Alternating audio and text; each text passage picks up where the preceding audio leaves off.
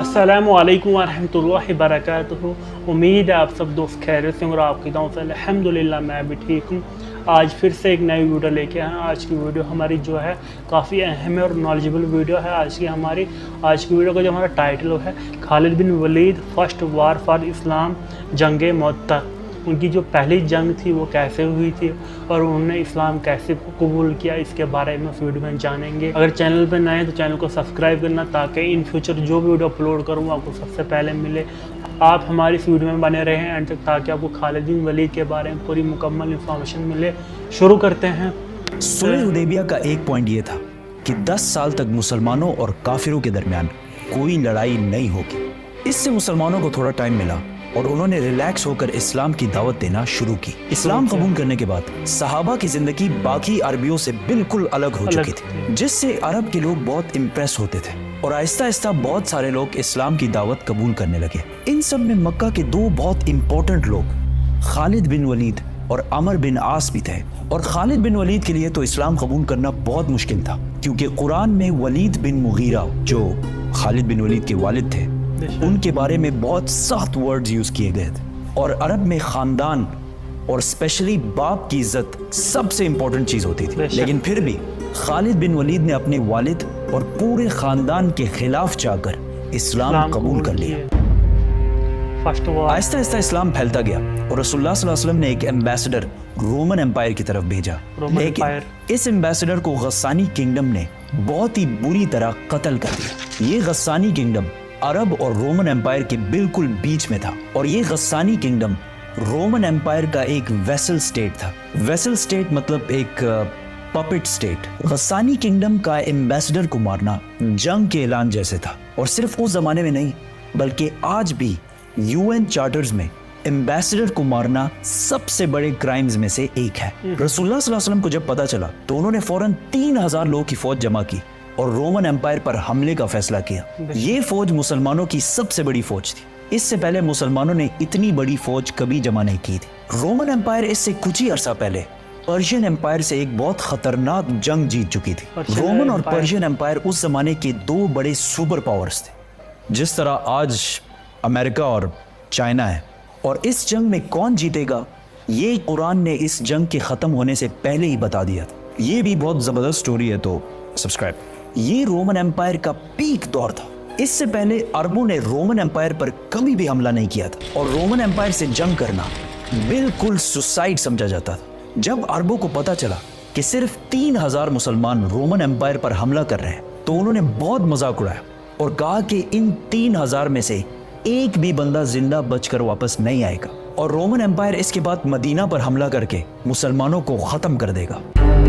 रसूलुल्लाह सल्लल्लाहु अलैहि वसल्लम ने इस फौज का लीडर ज़ैद बिन हारिसा रज़ियल्लाहु ताला अन्हु को बनाया। इस्लाम से पहले ज़ैद बिन हारिसा को रसूलुल्लाह सल्लल्लाहु अलैहि वसल्लम का बेटा माना जाता था और बाकी फौज को बताया कि अगर ज़ैद बिन हारिसा शहीद हो जाए तो तुम्हारा नेक्स्ट लीडर जाफर बिन अबी तालिब होगा, जो हजरत अली रज़ियल्लाहु ताला अन्हु के भाई थे। और अगर जाफर भी शहीद हो जाए तो तुम्हारा लीडर अब्दुल्ला बिन रवाहा होगा। और इन्हें कहा उस जगह पर जाओ जहां इन्होंने हमारे एम्बेसडर को शहीद किया था और इन्हें इस्लाम की दावत दो।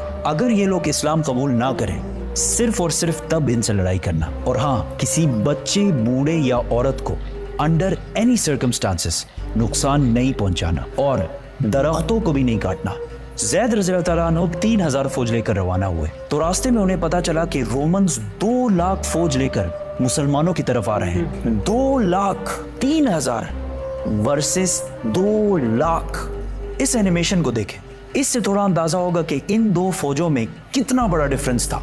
ये है एग्जैक्टली 3000 लोगों की फौज और इसके सामने ये है 2 लाख लोगों की फौज।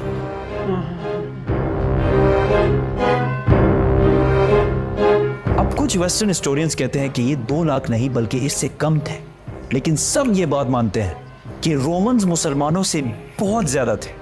मुसलमानों के एक ग्रुप ने सोचा कि हमें मदीना से और फौज का इंतजार करना चाहिए, लेकिन मुसलमानों के तीसरे जनरल अब्दुल्ला बिन रवाहा ने कहा कि हम जंग या जीतेंगे और या शहीद होंगे, जंग छोड़ के जाने वाला कोई ऑप्शन नहीं है। तो यहाँ मुसलमानों ने एक जबरदस्त प्लान बनाया। वो इस जगह को छोड़कर जहां पहले लड़ाई होनी थी पीछे हटे और मुद्दा के 2 पहाड़ों के दरमियान रुके अब इसका क्या फायदा था?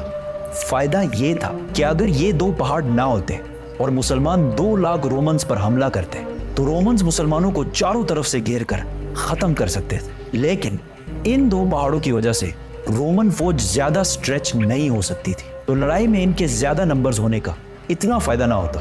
दोनों फौजों ने हमला किया और लड़ाई शुरू हुई। जैद बिन हारिसा ने मुसलमानों की फौज का झंडा उठाया और बहुत फियर्स लड़ाई की, लेकिन वो शहीद हो गए।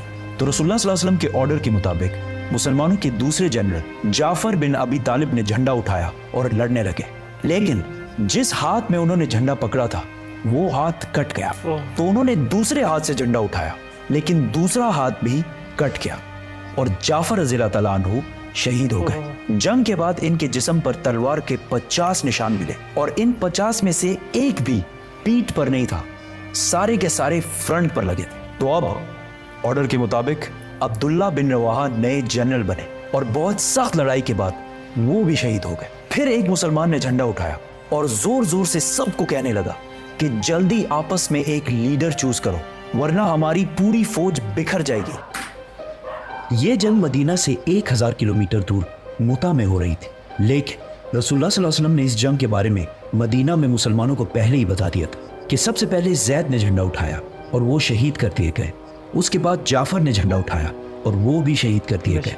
उसके बाद अब्दुल्ला बिन रवाहा ने झंडा उठाया और वो भी शहीद कर दिए गए। उसके बाद मुसलमानों ने सैफुल्लाह, अल्लाह की तलवारों में से एक तलवार को अपना लीडर बना लिया है।